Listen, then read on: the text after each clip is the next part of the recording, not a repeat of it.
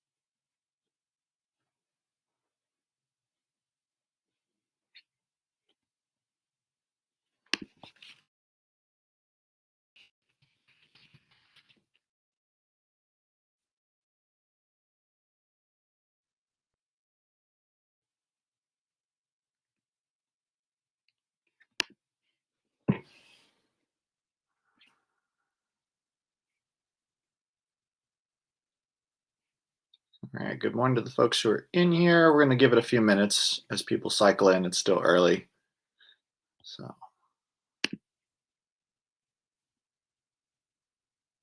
good morning, John. John, this program, this whole platform has been awesome. So thanks for all the work you've put in on this.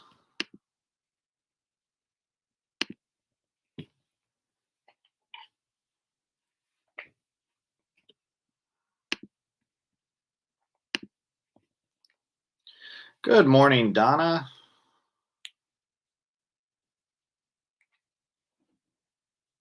So we're going to give it a few minutes. I know people are a little slow in the morning, especially on a Saturday morning, but that's okay.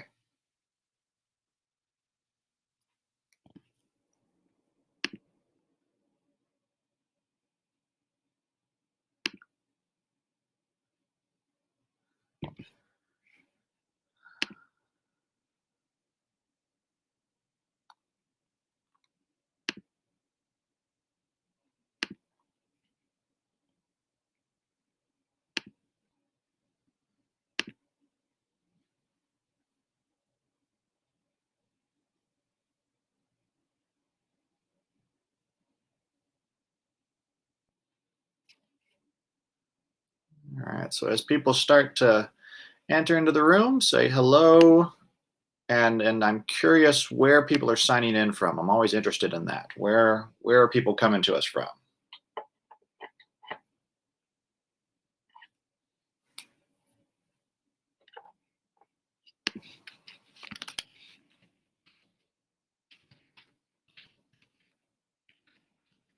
West Virginia. Awesome. Family in West Virginia.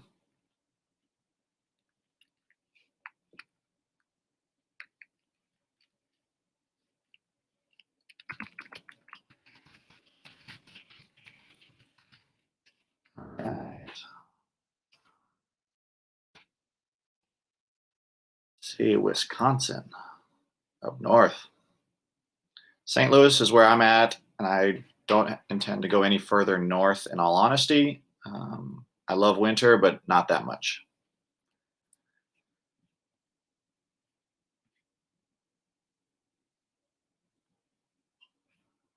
All right, we'll give people another minute, and then we'll get started. You hate winter. I get that.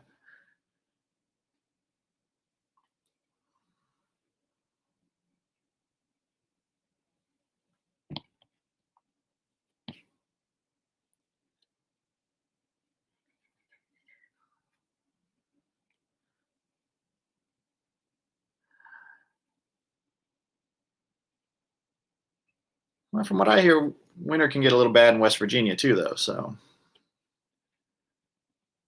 oh yeah, it's a little further south. All right. Yeah, no, not at all. All right. Well, I think we'll go ahead and get started. Good morning, everyone. Good to see you all here. There's only a few of us, which is actually kind of nice. I like smaller groups. Allows for better conversation. So let me share my screen. I've got a PowerPoint, but we'll see how much we stick to it as we move along. So everybody can see that, correct? No, folks have been having trouble with slides. Awesome. Okay, so I'm going to work my way through these slides. I'm also going to be paying attention to the chat. So if you have questions at any point, just jump in there, comments, anything. I want this to be more discussion based than anything. There we go. All right, so a little bit about me. I got my MFA here at Seton Hill University, or there, I guess. And I work as an assistant dean at WashU's McKelvey School of Engineering. I'm not going to say the full thing because it is way too much of a mouthful. But my day job surrounds, and my portfolio encompasses working on projects that support low-income, first-generation, and underrepresented minority students at a predominantly white institution. That is the identities that I held as a student, and it's something that I'm very passionate about, diversity initiatives and all of their efforts, DEI, diversity, equity, and inclusion initiatives. And of course, that naturally has an influence on my writing. And so I'm also an adjunct instructor there, teaching science fiction, fantasy, and horror writing courses. Loving that job. I get to do that every semester in the evenings at the night school. And so I want to make sure that in all of my courses and all the writings that I'm doing, all of the people that I'm talking with, that DEI is included in their fiction. Because to be quite honest, there has been a lack of DEI of diversity in fiction, in genre fiction, and in fiction at large, forever.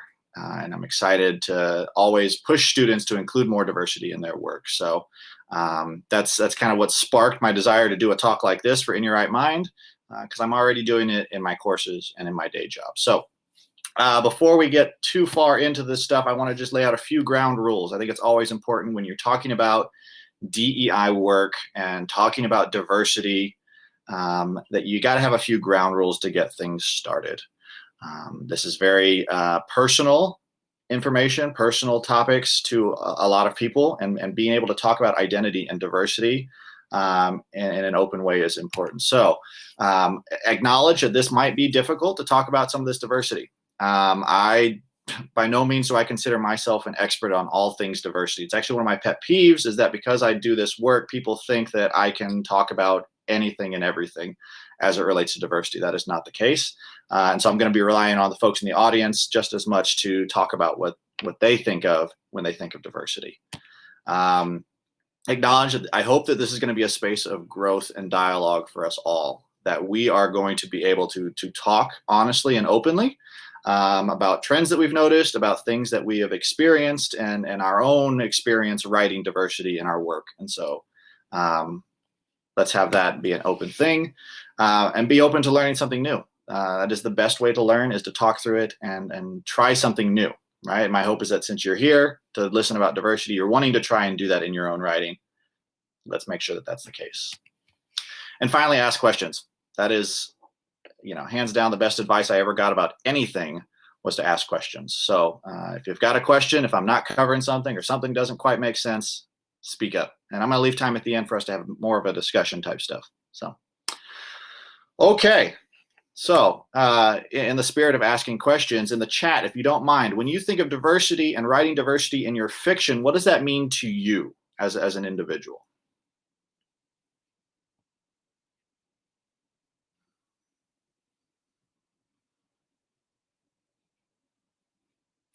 Or if you want to speak up on and, share your camera, feel free to do that too.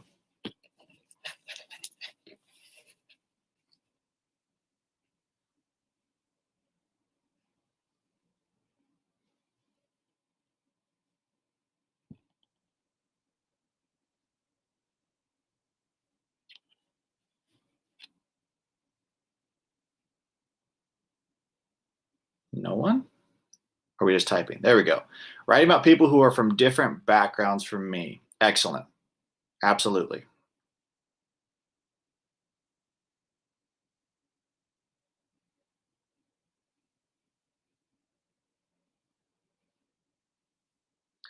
Means including other voices. It means putting other voices in the room. Thank you, El Marie. This is a great one. I'm actually going to talk about this in just a few minutes. Characters who are all the things, identities, cultures, etc., without it being about all the things. Yeah, excellent, right? Just because you're writing diversity into your book does not mean that it is a book about diversity. Diversity is everywhere, and we have to include it. Perfect. All right. Anyone else before I move on?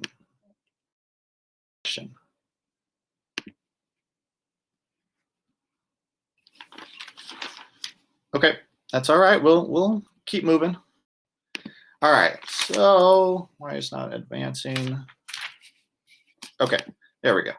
All right, so let's talk a little bit about diversity in fiction. The way I like to run things, I always try to conceptualize it first, have more of a theory type portion at the beginning, and then move into some more practical stuff. So, like I had said when we kind of started this session, diversity in fiction historically has been very lacking in all forms, not just race, which is what most people kind of jump to when they think of diversity, but in terms of sexual orientation, in terms of socioeconomic level, in terms of regional diversity, which is why I asked the question, where's everybody from? Because I think that's an important part of diversity. In terms of gender, right? We've seen that it is lacking. Historically speaking, literature was restricted to rich white men, right? And it was oftentimes controlled by them, by cisgender, heterosexual white men. Now, of course, there are exceptions to this. There are fantastic women writers. There are fantastic racially diverse writers that have existed throughout the history of literature. But overall speaking, it has been restricted to a very small population and controlled by them. And with the push for more diversity in our world, with people being increasingly more interconnected, it's time to be challenging some of that. They often depicted diversity negatively, and focused on the white male experience, right? And we see this in science fiction in particular, but also in fantasy. And so my hope is that through something like this, that through our increased desire to write diverse characters, Elle-Marie, like you said, we're going to start putting other people out there who are interested in writing, who've come from those diverse voices. And so that's my hope, is that through your writing, you can encourage others to do the writing just as much. So a truth that I always like to lead with when we start talking about diversity, or if you come to my social justice one tomorrow, it's going to be the same thing. You're not going to get it perfect. And this oftentimes, when I talk to people, they kind of balk at this. They say, well, why not? Can't I get it perfect? No, you're probably not going to get it perfect. You're not going to get it perfect at first, because writing diversity is hard. The old adage, write what you know, right? If we wrote what we knew for everything, then I'd be writing stories about Latinx males and nothing but Latinx males, and that would be very, very boring, right? And so when you start to branch out into these other types of diversity, you're going to make some mistakes, and that's okay, as long as you learn from them, right? You're still going to make mistakes after the first draft, after the second draft. All of that is okay. You will get better at it. It just takes time. And here's the thing that I really punch for, especially when I'm talking to my students. You are not going to get it perfect if you don't try. If all you do is write characters of one specific identity, if all you do is write neurotypical, cisgender, white characters, then you're not going to get diversity right by any means. And it's going to show up on the page, and it's going to show up in the world around us, right? Accept it. Accept that you're going to make those mistakes. We're going to talk about how you can recover from those mistakes and keep moving. But, man, this is a truth that I think everybody needs to hear. Thanks, Elle-Marie, for sure. But like I said, there's hope for this, right? When you accept that you are going to make those mistakes, that you are going to be able to learn from those mistakes, then it's going to come through in the writing that you're trying, right? It's going to come through in the people who are reading that you're trying to be better. And that's the only way for growth, right? I harp on this so much because it kind of harkens back to what we were talking about, what Elle-Marie, actually, what you put in the chat, which I love. By writing diversity, we are going to shift the generation of thought, right? Generations, absolutely. People read genre fiction because they love it. They read it in massive volumes, right? Lots of people are reading genre fiction. And because lots of people are reading it, if you're writing about diversity, it's going to change the way they think about diversity, even if it's on a subconscious level. And by seeing that on the page, you're changing thoughts. That's a lot of power as a writer. So why not try and use that power for good, right? So please try, and let's talk a little bit about how we can do that. Okay. Conceptual stuff is kind of the side now. That's all theory. Let's dig in. So you want to diversify, you want some diversity in your world, in the world of your story. My hope is that this is going to be helpful, whether you're a planner, a plotter, or a pantser, because it's all kind of thought at this point. You're just thinking about your story. Whether you've written you're just starting out with a story and you're still planning it all from the beginning, or you've got the whole first draft done. This is kind of some things you should be thinking about as you're writing diversity. All right. So what is diversity going to mean for your story? Is your story going to be focused around the diversity, right? There are stories out there that consciously and intentionally challenge the diversity and the kind of the status quo, right? and An Unkindness of Ghosts by Rivers Solomon, right, is a fantastic book that challenges diversity, right? You have a neurodivergent POV character on a ship that has got a lot of issues when it comes to diversity, right? And so if you haven't read that book, I highly recommend it. And so when you start thinking about the diversity in your story, are you going to challenge it like that? Or do you just want to make sure that there's more representation on the page, right? This is where you start jumping into the brainstorming of your story. Just start throwing things at the wall. Just like, okay, I want some characters who are like this because I want to show that diversity on the page. It's not even going to make a difference to the plot of the story. That's okay. I want somebody who is neurodivergent. I want somebody who is non-gender conforming, right? I want someone who is from a Latinx background or an African American or Black background, right? And that's good. I want those characters on the page because, quite frankly, that's who exists in the world. So think about it. Try and make a decision. The world, yeah, that's exactly right. The world looks like this, and by God, the world is not whitewashed. And I'm gonna say it like it is because this is how I do. I speak truth and as much as I can. The world is not whitewashed. The world is very colorful, and I love it. And so, yeah, we'll go from there. All right. You need to think about, like I said, your characters. What types of characters are you going to have on the page, and how are they going to interact? And we're going to talk through some of that. But at this point in your writing process, you're just thinking about it. You're not even putting anything on the page. Just ask yourself these questions. Am I going to have diverse characters? Am I going to have diverse cultures? Are they all coming from the same culture, right? Medieval fantasies tend to be very Eurocentric, which is fine. There's some fantastic stuff written out there like that, but there are more cultures that existed in medieval times. So why not set a medieval fantasy in the Far East or in South America and see what that was like and explore that a little bit more. And so yeah. And again, when all of it comes back to it, just remember the power that you have as you're writing those stories, right? So you've got the opportunity to change the way we're thinking about diversity.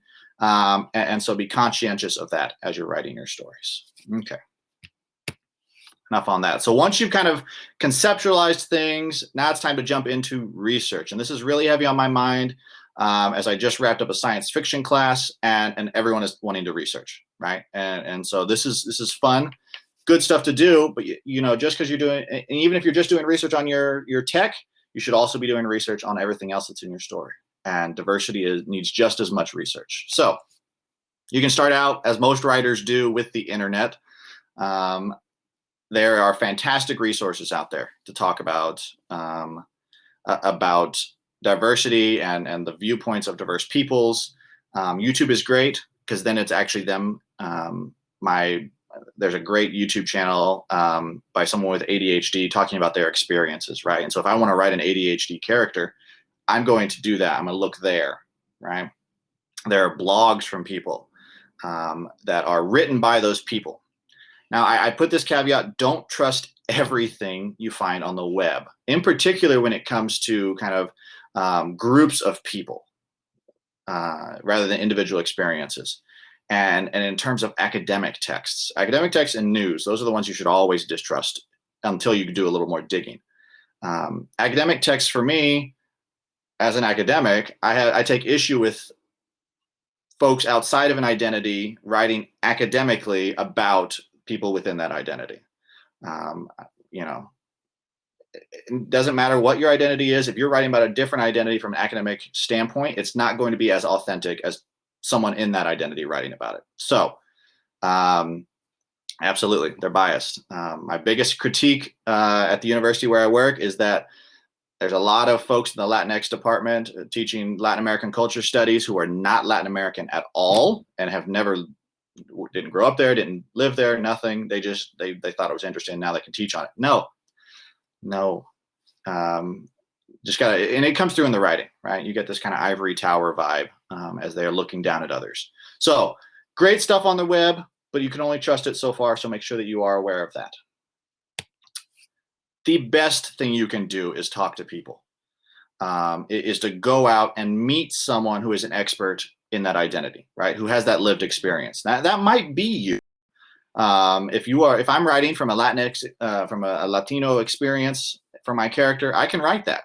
That's fine, right? What I can't do is write a Latino experience who grew up in the Southwest of the United States. I can talk about a Latino who grew up in the Midwest. It's a very different experience, right? I can't blanket it to all Latinos by any means. If you're wanting to write more kind of about disabilities, maybe go to our session this afternoon that's happening by Susan Reynolds, and go hear her talk about that. And the other people are going to be in that room, talk about disabilities and learn from them, right? Go to the people who are experiencing these things. We get this advice as writers all the time. If you want a firefighter or a molecular biologist, go talk to somebody who does that. It's the same thing for diversity. Go talk to somebody who is living that experience, right? And approach those situations, those conversations, as more than just transactional. There's nothing more offensive than showing up to somebody and saying, hey, you're a Latino. How about answering my questions about the experience, because I want to write a book. And I just want to know more. It's, I'd probably brush that off because about the person that I am, but that might not fly with everybody, right? How about you just get to know that person as a person and have talks with them? One, it's going to make you a better person because we all need more diversity in our lives. And it's going to allow you to get more authentic information, right? I'm not going to just be talking about kind of my experience and what that looks like kind of rationally. I'll also give you more honest and truthful answers to your questions if you come to me and you get to know me a little bit better, right? And this is also important because as you come back, as you write these stories, you're going to need somebody to read them. Otherwise, you're going to fall into that pit trap of making those mistakes and not getting caught out on them until it's published, and then somebody's calling you out, and nobody wants that. Have them read that. Once you get to know them well enough, they can go in and they can read it for you. Where you're on the right track, or here's where you've really messed up and you might want to change the way you are describing that, right? Finally, do your recon. This is a great bit of advice from Tim and Zazayas about just going out and reading or looking at authors who are already doing this. There are fantastic authors who are writing diversity into their work. Go and read that stuff, right? If you want to read the way that some people are described, or the abilities that they have or anything like that, read the fiction that's out there already. That way you in turn can be that person for the next generation of writers. That way you write it well and somebody else can read your stuff. One, they buy your books, which is great, but also they're going to be inspired and be able to look and say, okay, this is the right way to do it. So do your research. I can't speak highly enough about making sure that research gets done. Okay. All right, I'm moving quickly through stuff. I'm trying to, if there are any questions at any point, please make sure you put them in the chat. And I'm doing my best to follow that chat as much as I can. So, all right, so moving on from that preliminary research, it's time to start incorporating it into the fiction itself. So you've done your research. I'm going to write this story about a Latinx male who grew up in the Midwest. I'm using my own experience for this as though I was not me. Just because it's easier to talk about. So I've got this idea for the character. I've written some description about him. What comes next, right? Well, thinking about how much diversity you're adding through those characters, right? And it doesn't matter if you're fantasy or otherwise, right? What I would discourage you from doing is dumping all of your identities into one character. That would be a bad thing to do, right? If you dump Latinx, let's go with Latinx, queer, poor, neurodivergent, right? That's a lot in one character. And if the rest of the world is still all the same, well, you haven't really written diversity, you've written tokenism, and this is my one character who's going to be that token character and represent it all. That's not a good thing. I don't recommend doing that. Spread them out over lots of characters, right? More than one character. Not just, here is my one Latinx character, here's my one queer character, here's my one fill in the blank character, this is my one woman character, right? No, avoid that tokenism. Give us more than one of these characters, right? Yeah, avoid the tokenism as much as possible. It's a good idea to give us multiple characters, right? Showing the diversity of the world around us. There's more than one person who identifies in such and such way. Now if you are in that identity and you're kind of isolated, and maybe that's a part of your story is that that person is isolated in that world, that's okay then, because you're trying to prove a point there. But if it's just you're throwing in diversity because you're trying to be more diverse, you make sure that that is actually accurately reflected. Okay. Consider representation. How are they being represented on the page? This comes back to what the power that we as writers have to subtly affect, maybe not so subtly sometimes, the way our readers view X, Y, and Z identity, right? Ask yourself, what stereotypes am I perpetuating, and why am I perpetuating those stereotypes? Or which ones am I challenging, right? Not all Latino characters eat tacos and drink tequila, right? And if that's all I see for descriptions, that's really annoying, right? Now, I enjoy my tequila, but that's a different. So make sure you put that on the page. And if you're putting on that page and you're trying to challenge that stereotype, do so. Okay. Thinking about who holds power in your world and who doesn't in terms of diversity and the characters who are in there, right? If all of your racial minority characters that you're writing in your story are low income and or criminals, that's a problem, right? You might not even intend that to be the problem. You meant nothing offensive by that at all. But there is a subconscious association that readers are going to make that, okay, racial minorities are going to be this in the real world. And they're not going to be that if they are of a different identity. Not focus on racial minorities because it's common thread that is in our culture at the moment, right? If we want to challenge that, let's challenge it in our fiction. Who is being featured on the page? This is one that I don't think enough of us think about, is how much page time are our diverse characters getting? What are they? Are they relegated to these kind of secondary and tertiary characters who only make an appearance on a page or two, and we're still mostly homogenous in terms of our diversity? Okay, we need more then, right?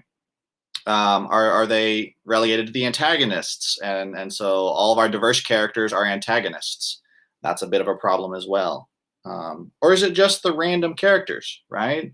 That we get as flashes of description who don't even have dialogue. They're just there. We see them from a distance, but we never interact with them. We never communicate with them, right? This is a good way to make sure you're avoiding that tokenism thing, is to make sure that at all levels of your story, you have characters from diverse backgrounds who are writing, who are living those experiences on the page that the reader can see and interpret. So. All right, so back to the world again. So once we've done some more planning with the characters and thinking about where they're going to fit in the story, think about how they fit within the world, right? Because quite honestly, your diverse characters aren't just springing up out of holes in the ground, right? If you have a certain diversity element that you are bringing back, that you are communicating on the page, you want to ask, how are they fitting within the overall scope of the world? What are the stereotypes of the world around them that has an influence on them, that had an influence on the way they were raised, on the way that they were living their lives, and how does that in turn affect the actions that they make on the page? If I've gotten a Latinx or a Black character on the page and I'm writing a cop drama, it's going to be a very different experience world that maybe I've built around that. And so you want to make sure that you're thinking about these things. How do they all fit together within the world? Okay. All right. And again, how does that diversity reflect in real life, right? Is it that you are challenging some of the misconceptions that we have in the real world? Or are you playing into it, right? When you write your story, it is inevitably going to be thought about, right? We want our readers to think about our stories and apply that to their own experiences in the real world. And so what are you trying to say? Now, I'm gonna make a little caveat here. I've been talking a lot of kind of more realistic type stuff. I also want to include the fantasy elements in this, because I take a big issue with folks who begin to write aliens in science fiction, or fae creatures or fantasy creatures, where you've got the diversity layer of these aren't even humans, but you still need to think about them and how they represent, because they are still the other to whatever your POV character is. Perhaps you want that magical race or alien race that you're wanting to create all on your own. You don't even want something that's based in reality. And you're going to start picking and pulling from different cultures in the real world. Now, that's where you have to start being careful, right? You want to make sure that those characters and those cultures that you're reflecting from real life are done so respectfully, and you're not offending anybody by you're understanding kind of why you're pulling from those cultures. All right. So a few nuts and bolts things that I want to talk about just real quick, and then we're going to open up for some discussion. Avoid exoticizing and fetishizing, right? When you begin to fall into the trap of idolizing one specific element of your diversity apart from the others, that begins to fall into this idea of exoticizing and fetishizing. Or if you focus on certain physical features as desirable within the world of your story, that's a problem, right? Consider the words that you're putting on the page. How are you doing the descriptions of characters, right? Oftentimes we're showing our diversity through descriptions, but also through actions and through dialogue. And so what are you putting on the page, and consider, would that be offensive? The big one that I always think about is the awful kind of romance that's written by some men, where you've got these descriptions of female characters that are just offensive, just bad. And it's very obvious that they did not have a woman read this, because I think most women would poke holes all up in that. And so consider what words you're putting on the page, right? Your actual word choice can become problematic. Another one is skin tone. When you are writing darker skin tones, avoid using metaphorical language that is revolving around food. This one seems like an obvious thing to say sometimes, but when you begin to turn someone's physical description into a meal, that makes it into this idea of exoticizing and you're wanting to devour it. That can be offensive, right? It is okay to just use a skin color, like just use a color, right? If you're going to describe my skin, I've got brown skin, and that's okay to say. You can say light brown, right? You can use a modifier. You can use other metaphorical language if you want to. You can describe it. Yes, and that's what I was just getting to, Danielle. You can totally draw from nature, right? There are so many good descriptions in nature, good descriptive words in nature. The thing you want to be careful with in nature is that sometimes it can also have some negative connotations, right? If I describe a character's skin as like a cliffside, because I'm trying to go with that color, there's also other connotations that come with a cliffside, right? About just like craggy and nasty, and that can be problematic in and of itself too. But absolutely, wood references are good. But here's what I will say. Whatever you decide that you want to use, have somebody read it, right? And if they think that's offensive, who identifies as that person, then yeah, absolutely, right? Some communities use these words to describe themselves, yeah. And it can be offensive if somebody outside that community is using that word. So do that, yeah. Yeah. All right.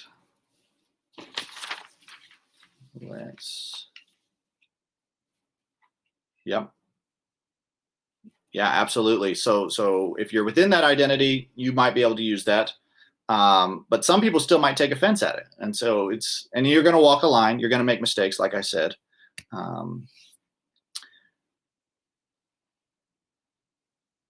Yep. All right. So we also have diversity in our scenes, right? So how are we putting it in the scenes? Is it going to be more plot driven, where the diversity is going to actually make an impact on the plot of the story, right? If I'm bringing in a Latina into a room full of white males at a university or something like that, that might play a role in what happens plot wise. And so think about that. How do you use that diversity? Um, and how do you interpret it in such a way that you're either commenting on the fact of diversity in our world, or you're making it fit within the story. Also, is it world driven, right? Are you having so much diversity? Are you setting your story in a city that is so chock full of diversity that no one even cares, right? When someone looks different walks into the room, you make that description and you just happily move along. There's nothing wrong with that, right? You don't have to draw attention to the diversity every time you put it on the page if it fits within your world. But if it doesn't fit within your world, absolutely draw attention to it. Okay, last thoughts, and then a couple of resources, and then I want to open it up for more general discussion. So, writing diversity can be more work, right? And in fact, oftentimes it is way more work than just writing the story. And this is why I tell people, write your story and then start worrying about this. Sometimes that's more beneficial because you just need to get the story on the page. It will be more work. You're going to do more reading. You're going to do more research on the front end. And you're going to have to really intentionally think about what you're putting on the page. But that's okay. That's a good thing. It's worth it. We as writers have the power to show the world and our readers that diversity is okay. And we should embrace that power. We should embrace the hard work that it's going to require of us. And we should really celebrate that, right? It comes back to this idea of being able to empower, right? We, in turn, will write these characters of diversity. And when we get published, then it's going to do two things. It's going to encourage other writers who aren't already doing it to do it. And it's going to inspire more diverse authors to do it. They're going to say it's okay for characters to be written who are Black, who are brown, who are confined to a wheelchair, right? There are all these different levels of diversity that you can write about that are going to inspire other people to write those stories too. And maybe that young kid who's reading that is going to say, I can write that and I can have a shot. All right. Yeah, empower, right. And writing diversity can teach, right? You're going to learn so much more about the world, be more conscientious in all of your interactions with people in real life. And hopefully your readers will as well. Okay. But again, it comes back to you're going to make mistakes, but you're going to learn from them. And that is really the key point. Right. El Marie, I'm just looking at the chat here.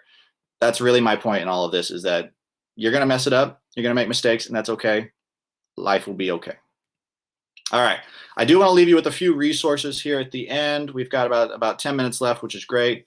Writing the Other is actually great because Lucy Schneider in her presentation yesterday recommended this book as well. It's by Nisi Shawl and Cynthia Ward. It's a great little book, but they also have a fantastic website that is full of so much information, articles and whatnot about how you do these things.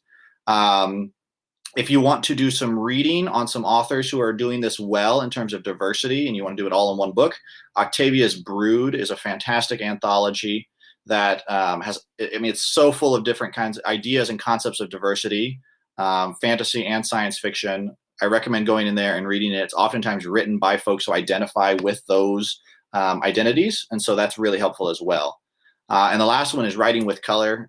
This is a fantastic Tumblr blog that I've been following for a while that has resources, information on stereotypes, how to break stereotypes, how to reinforce them, do physical descriptions, facial features, skin color, all of that.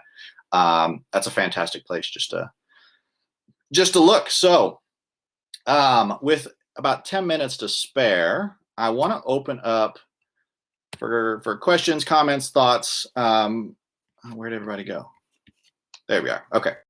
Turn that off. And so please, questions and comments in the chat. If you want to put your screen on and talk, I love talking. I love talking to people. So I actually missed that about the virtual world.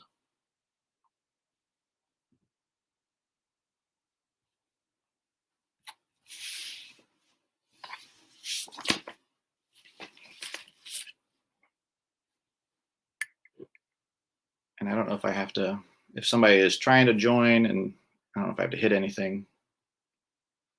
But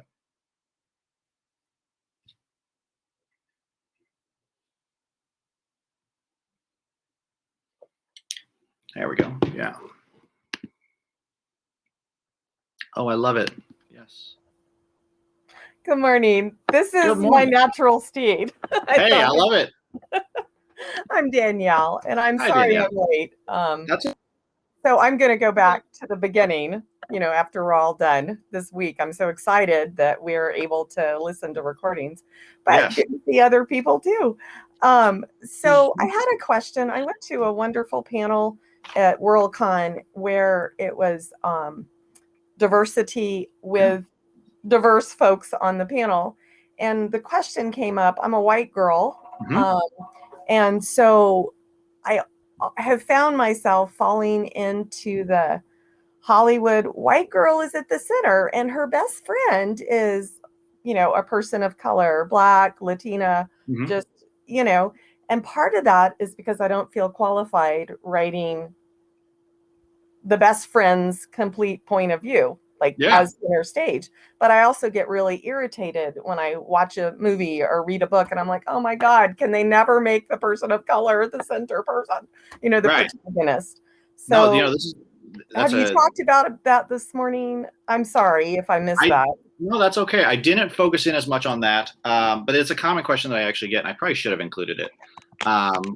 One thing I would say is the one thing you don't want to do is take somebody else's voice, right? That's great. And the fact of the matter is, right, as a white woman, maybe you're not qualified to write that voice, and that's okay. What I would encourage you to do is to add diversity throughout, not just the Black best friend, right? Have more diversity in your story, and empower somebody else to write that story, right? The more diversity we're seeing in those stories, it's okay to write the character as a white protagonist because you are white. But the more you're encouraging people to read the diversity, to see that it's okay that they're in these stories just as much, and they're not relegated to very stereotypical roles within those stories, that's going to us to write those stories, I think.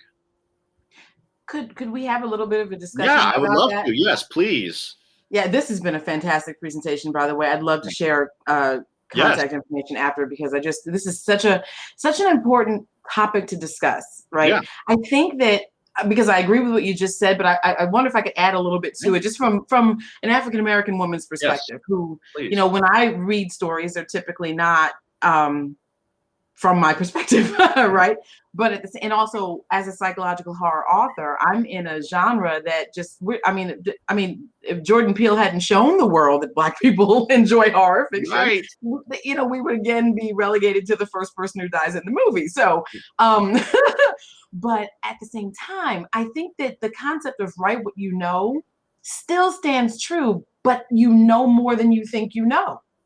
Your world is much more diverse than what you think. And so what we see on the page, you mentioned having the white girl in the center, that may be one experience, but everyone goes to the same Starbucks or the same supermarket or the same gas station or whatever. We all have the same community, meeting places, common places. And in that scenario, you're encountering all sorts of different people. I mean, at least depending on where you live, of course, right? But if I'm telling you this from West Virginia and I'm encountering all sorts of people. So, yes, there's spots where people are still not necessarily engaging with other, people from other racial and ethnic backgrounds, but also any, people with disabilities or, anyone from the LGBTQ community. But more often than not, you are. Right. And from that perspective, you are writing what you know if you include the transvestite in the, that's not the term we use any longer. What is there's a different term that is more preferred. Help me, someone, it's not with the person who just, not necessarily cross-gendered, but they're testing out and they're changing their clothing and they're gender fluid. Gender fluid, thank you, because they're making a decision here and of what they're ready to present themselves in the way that they truly feel. That's what, I've always been.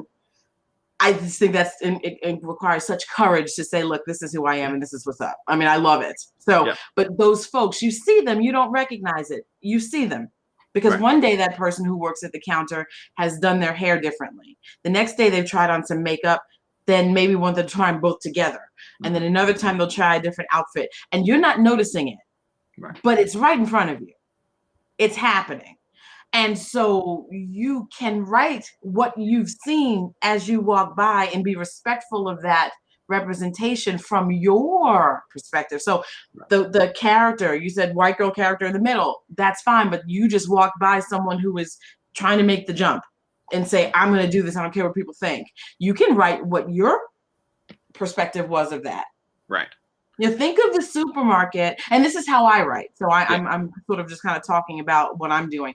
If you're in the supermarket, all sorts of people are there, and so therefore I could talk about the person, who is. I could talk more, but I think the better discussion is talking more about what you see. And it's less about the racial makeup, and it's less about the details of that. But if there's a Black person trying to buy a loaf of bread standing next to an Asian person, and then someone else comes over and says, listen, that's not even the kind of bread you need for what are you trying to make? And then we have a conversation about that. That is a conversation that has nothing to do with race. It just may be three different people from different racial backgrounds. Right. But it has nothing to do with race at all. It's just it's about bread. So, or the recipe. So I think that if we focus more on the topic as opposed to the difference in race, we find that diversity falls into place. Because you don't have to describe my skin color to say what we talked about here. That has no, you know what I mean? The woman sitting in her room with an orange dress on and, having a conversation about bread. I mean, it didn't have to be about caramel skin, which I found funny because literally Black people call themselves, they have caramel skin, chest, and we say these things. And I'm like, yeah, people don't want to, this is what they say not to do. So stop doing it, but whatever. Right. Yeah.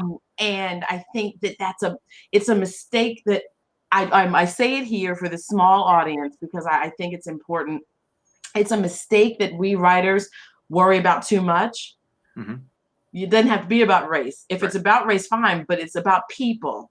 And people will diversify your stories. Yeah, and that's really it. Bring the people to the page, right? Make sure that they are there in all manners, not just all the same. And if you're doing that, that's going to make a big difference. So I also wonder if you had anything about weight issues. I have noticed that is one of the last arenas where people still make the person who's heavier be the slob, the person who's heavier. It's still somehow socially acceptable to do that. Yeah. So again, I think this comes back to the idea of stereotyping, right? Like these are stereotyped cliches that are in existence that we can challenge, right? And we can do that, and you can blatantly put it out there that you're challenging that stereotype, or you just like El Marie was saying, right? You've got those people, and they're not all the kind of the heavy set is the slob, right? Mm-hmm. It can be this rail thin girl who is in her dorm room who's got I'm not rail thin, but I'm looking around. Right, who's got dirty laundry everywhere. All right, go see my freshman dorm room. Like there was clothes everywhere and trash everywhere, right? And so have that on the page. Just have them be there. Right. I think when we start trying to challenge even our own kind of subconscious bias and our subconscious desire this is what I've seen, so that's what I'm going to put on the page. I'm going to consciously and intentionally challenge that and just change it. Just write it different. Then that's a good thing. Mm-hmm. Because there's also the concept of ageism, and we didn't see a lot of. I say we. I mean, I'm 48 years old. I don't necessarily consider that to be 1 foot in the grave. And if you look at books in Hollywood, it is. This is just, we are off the page at this point. And it doesn't make any sense. I don't know that, if age is important to the story, then great, but a lot of times age isn't important to the story. If you think about, again, that supermarket, I think I like the supermarket idea. If you think about that same thing though, you walk in, you don't know how old anybody is. Yeah.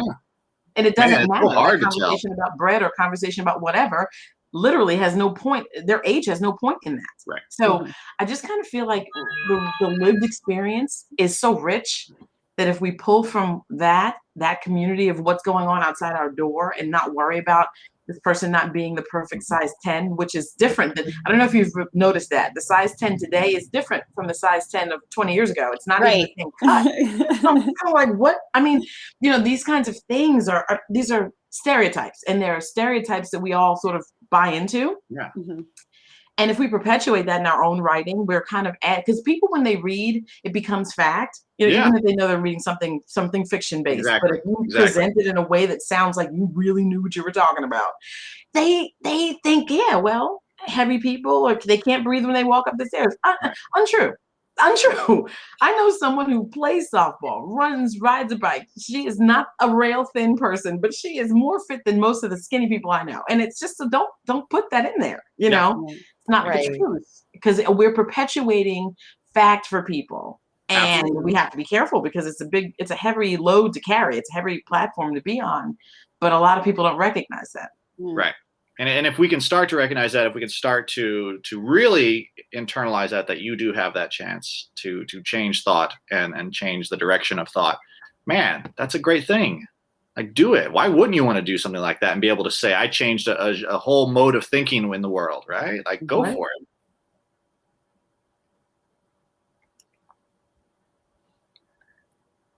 So I'm curious, kind of how are you all kind of approaching diversity in your own writing at the moment? Like I said, I like discussion. And with me, like Marie, what you were talking about, the grocery store, I guess that I love that too. It's a great way to look at it. So I guess with me, it kind of, I tend to draw a lot of inspiration with whatever community neighborhood I'm living in at any particular time. So like, I just finished a short story that is, I'm in a neighborhood in Brooklyn called Bay Ridge, which is very culturally diverse. And so like the different, the two main characters were drawn from like two of the communities that are represented here, and other people in the story and so on. Cause New York, most New York neighborhoods are like super culturally diverse. But the story isn't necessarily about, it isn't about that. It's actually about, it's like an urban fantasy, like with dragons in it and stuff. It's, it's one of those kind of things. So it's really about that. But the characters represent are typical of what you'd find in this neighborhood. Right. So that's kind of like how I do, like what, if it's set, like you starting with the setting, what is true to that setting and who lives there. And then it kind of goes from there. And that's great, because it isn't a story then about diversity, right? Like, you're not trying to push a diversity agenda, but you're showing that this is the real world. This is the diversity that we have in the world, and why not include it like that? I mean, that's fantastic. I love that idea, Catherine, because it's just reflective of, like we said, the world. And I think that sometimes when I shouldn't say we, but when people try to push an agenda of, we're going to put diversity in every book, we've got to get the voices out there. And that whole own voices movement, which I didn't care for. We just, I don't think it should be labeled in that way, because, I know I'm African-American, and my characters are sometimes African-American, sometimes not. I don't think I should have to be relegated to write one thing just because I am a specific thing. Often my main characters are male. I'm female, so I don't think that we have to do that. But the diversity of the landscape, so your community and people that are interacting, I mean, that's a real life thing. I don't know. In my life, I don't walk out and just see one group of people. So I don't want my characters to do that either. And in that way, we can give our readers something to identify with that may not be that main character. It might be the neighbor who's like doing something crazy, pulling out garbage at 2 a.m. and you're like, somebody else did that, that kind of thing. So I don't know. It's less of the club over the head, if you will. It's just more of a natural life, like I said, the lived experience. So just let it be there. It exists. Because it does, you know what I mean? It's because, and I have those issues when we watch, and you don't realize it when you're growing up. I didn't even think about this. I'd see a movie and it was full of Black people or full of white people. There was hardly ever a mix, or you get one Black person in the movie with, and then for John Leguizamo, I'm sure you remember this, Kristopher, he was like he was like the one guy. Denzel or Wesley, couldn't have them both if you did. just one. And and it's happening now in the Asian community. What Yep. is this guy's name? He was in Hawaii Five-0, and he was in Lost.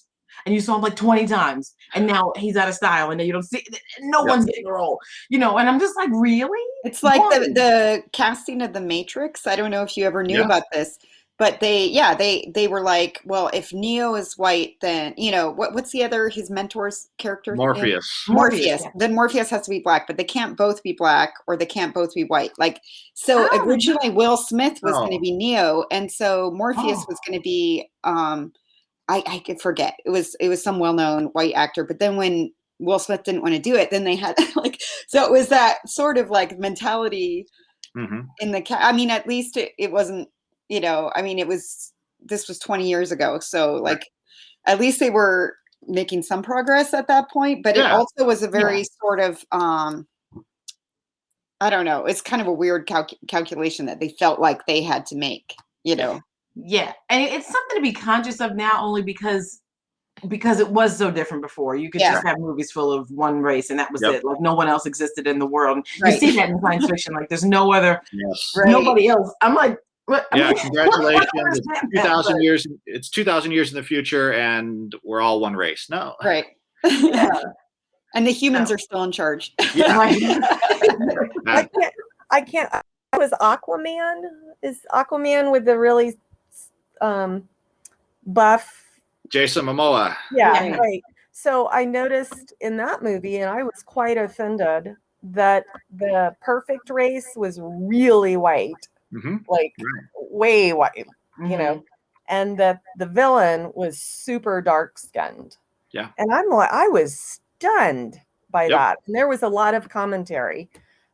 Because that was like yesterday, you're like, really? And you were with him, Exactly. So we're still seeing these stereotypes, right? There are still plenty of writers out there who are doing this, who are choosing, and it's a choice, right? As a writer to do that. It might be a subconscious choice, but it's still a choice, who are choosing to do that. And so that's where I'm hoping that you all and whoever else watches this is going to change the way that they're thinking and make different choices. Right. I looked up the name Daniel Day Kim.